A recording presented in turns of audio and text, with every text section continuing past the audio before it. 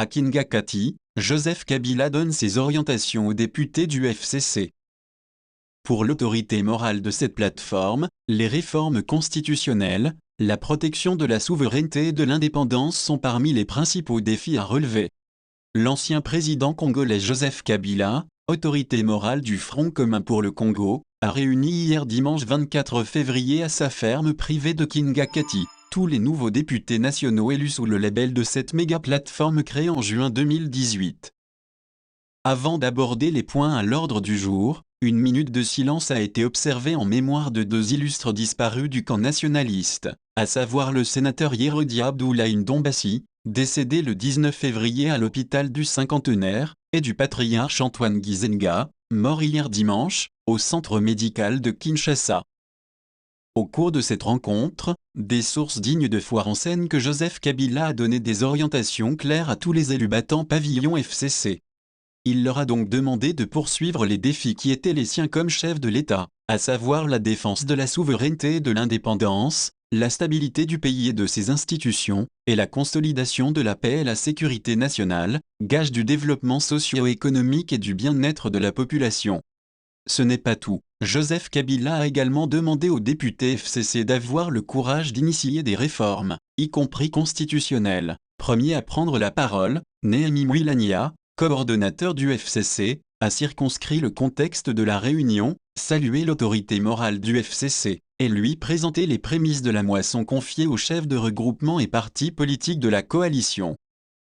La mission d'aller auprès de notre peuple, prêcher l'évangile de la défense des intérêts supérieurs du Congo, et faire valider le choix opéré par votre autorité, de ceux et celles que vous avez mis à part, sur les listes électorales comme vos disciples. Voilà pourquoi, avec votre autorisation, je voudrais demander à tous les encadreurs de brebis, les chefs des composantes, regroupements et partis du FCC ainsi que les membres du comité stratégique, de se mettre debout afin qu'ils soient félicités et remerciés par les ovations pour l'excellent travail accompli. 330 députés nationaux et 836 provinciaux par la même occasion, le coordonnateur du FCC a en second lieu annoncé à Joseph Kabila que grâce au précieux encadrement de ses camarades, la moisson récoltée au cours du scrutin du 30 décembre dernier aux législatives nationales et provinciales, est dans toute modestie, plus qu'honorable, précieuse et confortable. Fort d'un contingent de 330 élus au niveau national et de près de 836 au niveau provincial, le FCC est en point douté à ce jour, la grande force politique est la toute première en RDC. Le Front commun pour le Congo réuni autour de Joseph Kabila revendique 330 députés nationaux dont 116 du PPRD. De l'avis de nombreux analystes, toutes ces rencontres ne peuvent se dissocier du contexte politique actuel du pays.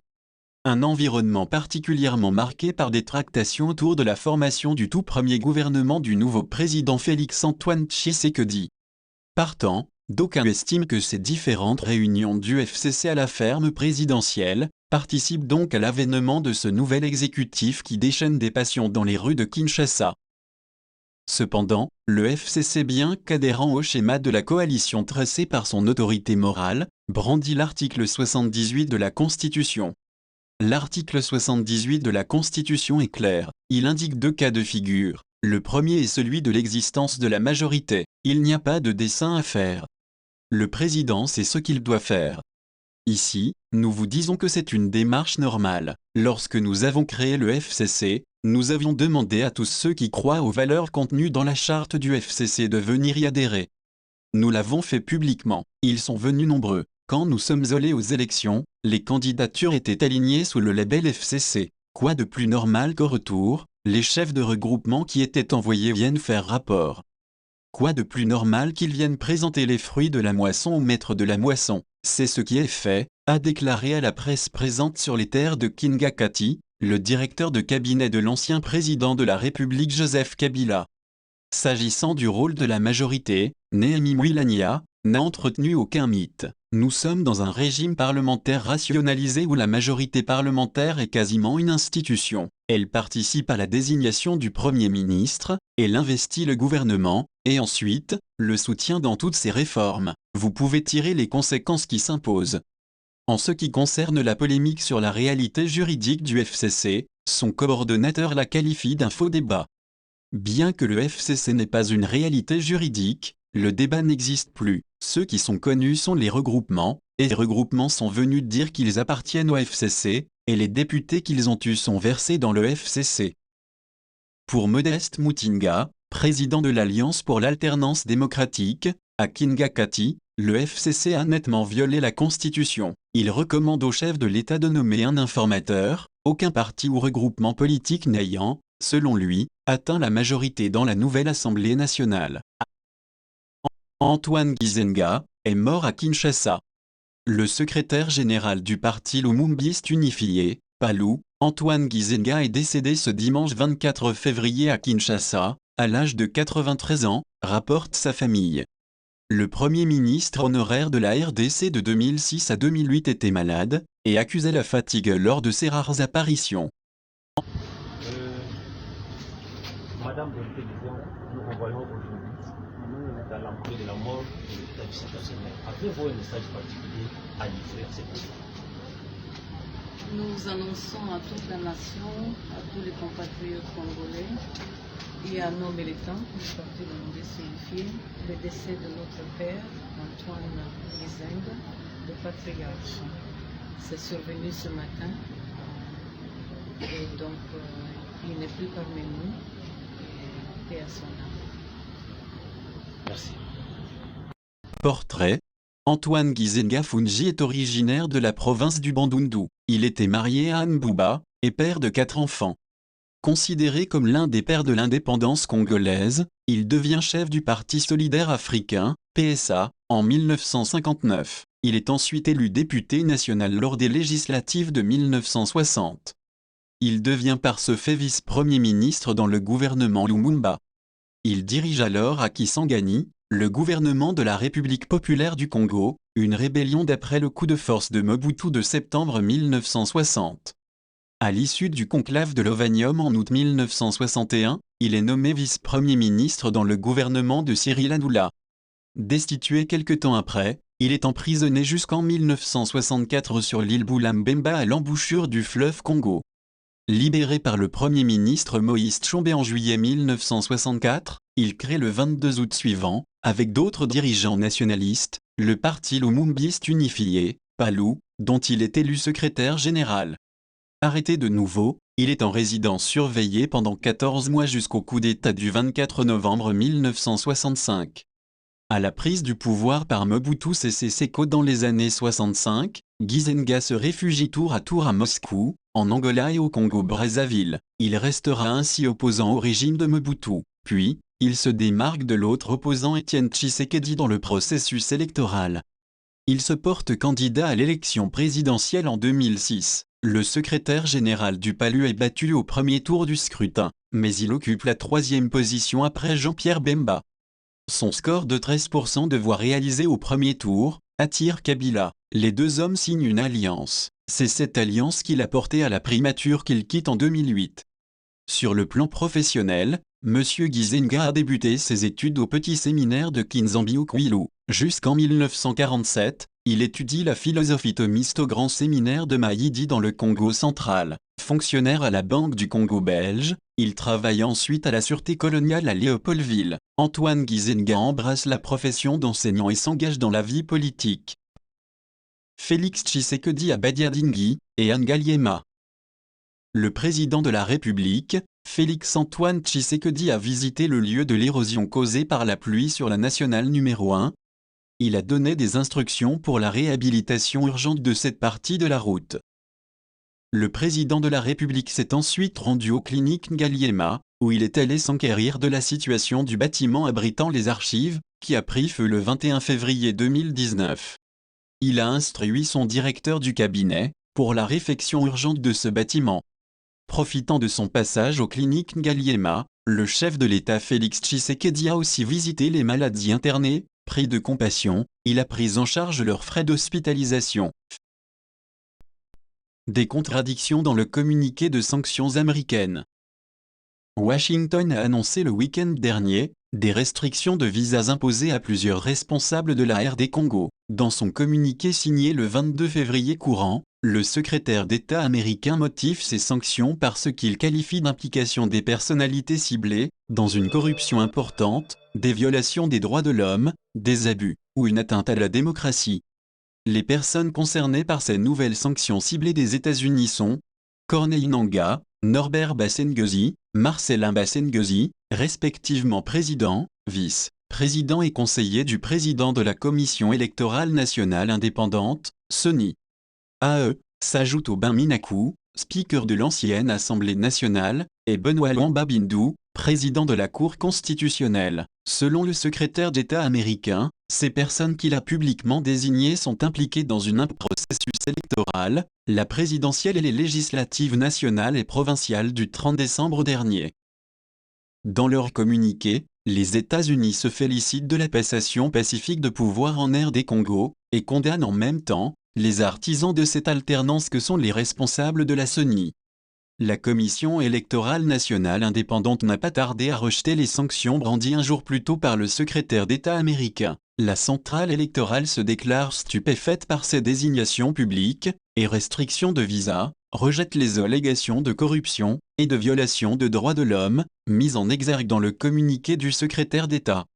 Dans un communiqué signé le samedi 23 février par son porte-parole Jean-Pierre Kalamba, la centrale électorale en RD Congo est formelle. Les préparatifs à la tenue des élections législatives, nationales et provinciales dans les circonscriptions électorales de Youmbi, Béniville, Béni-Territoire et Boutembo-Ville, prévues pour le 31 mars prochain, se poursuivront telles que planifiées. Pour une première fois dans l'histoire contemporaine du continent noir, un président élu sortant a passé le flambeau à un président élu entrant. Pour une première fois aussi, les Congolais, depuis l'accession de leur pays à l'indépendance en 1960, ont assisté à cet événement le 24 janvier 2019, sans la moindre goutte de sang, ce qui, aux yeux de plusieurs analystes en dehors des frontières congolaises, constitue une véritable avancée démocratique.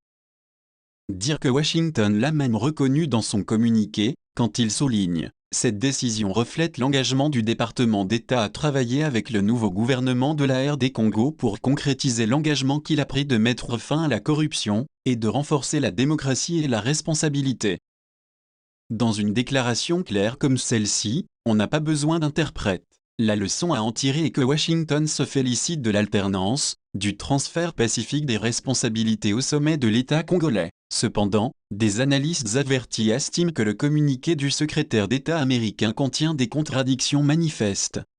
Dès lors qu'il exprime son satisfecit et accepte de travailler avec le nouveau pouvoir de Kinshasa, il n'y a pas mille façons de comprendre que Washington reconnaît la légalité et même la légitimité des dirigeants issus des scrutins du 30 décembre dernier.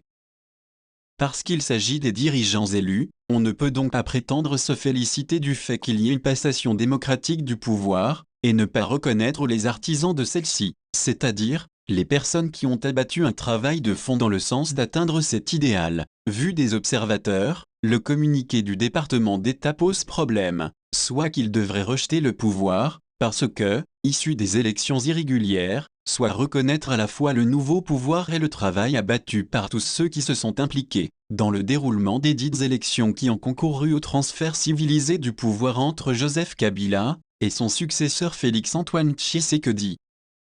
Sans aucune aversion contre le secrétaire d'État américain, ni parti pris pour les personnes nommément citées dans le communiqué, des voix s'élèvent de plus en plus à Kinshasa pour dire que la décision de Washington ressemble à ce fameux arbre qui cache la forêt. Les vraies motivations sont ailleurs, dit-on dans les rues de Kinshasa. En ce qui concerne le cas Aubin Minaku, des observateurs à Kinshasa lient la décision de Washington à la nouvelle loi portant révision du code minier, votée au Parlement et promulguée par l'ancien président Joseph Kabila. Selon ces observateurs, tout le péché de l'ancien speaker de la Chambre basse aura donc été d'avoir privilégié l'intérêt supérieur de la nation congolaise, au détriment de celui de certaines puissances et multinationales, en l'occurrence les États-Unis. Sinon, on ne trouve pas de lien direct entre la corruption évoquée par Washington pendant les élections de décembre dernier, et la fonction du président de l'Assemblée nationale, autrefois occupée par Aubin Minaku. Aux yeux des observateurs indépendants, ça sent un règlement de compte à 1000 lieues. À tous égards, nombreux sont encore des Congolais qui considèrent les sanctions ciblées des États-Unis contre les personnalités du pays comme une sorte de règlement de compte. D'autres pensent qu'il s'agit plutôt d'une manière d'intimider le nouveau pouvoir et le conditionner moralement. Congo Synthèse. La synthèse des infos de la RDC, l'Afrique et le reste du monde. Une seule adresse. www.congosynthèse.com.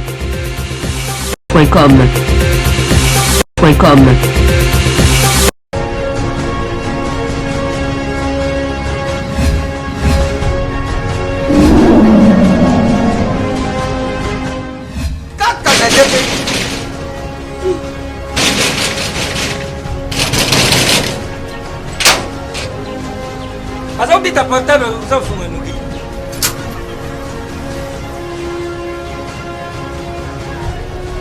Isso é c'est vite. Ah merci! CPX! CPX ici c'est la Dacia! CPX c'est Tabaka! Louis! Ah! Isaneyo! Mengait. Ah! Oyo l'équipe. Quoi? On a l'équipe où il y a pas ce moment! Ah ma chère! Ah ma chère! Ah! Ngale lobi oyo. Biso to mesana kanda te. Awa mutu nyoso soka koti abimaka de service. Mais ma chère! CPX. Oh ils allaient GPX! 10 ans de service. 10 ans de service! Numéro 1 na makambo kotinda biloko uta Londres pe Kisasa. Batate ebele bakufi batali na sa mabele oyo soki olamusi bango bandi oyoka moko likambo na ye ezali na baagence mosusu baza bakosi ya bamatanga mosusu ntango nayokaki lisolo ya GPX mbala moko Na Kisasa adresse na biso ezali moko na Lopoli 73. Place tozali facile na Londres kuna ezali kaka na esika stade ya Tottenham ezalaka ndinga esika bana na biso bazali et puis bokosana te GPX eza kaka moko boyo badongola miso buzalaki awa buti badesordre bukei busali makambo ya bino badesordre bukoma oluka bubibisa répétition ya GPX. Réputation. Phénomène de réputation.